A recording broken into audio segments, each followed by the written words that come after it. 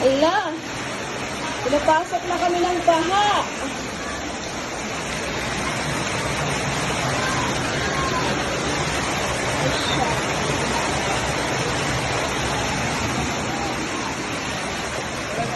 Sa likuran.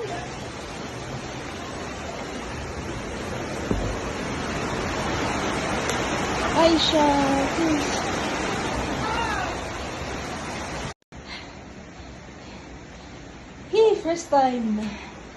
First time in 3 years.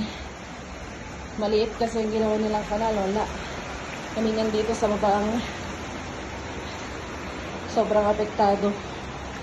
Lalo yan, eh. Tuloy-tuloy yung pasok ng tubig.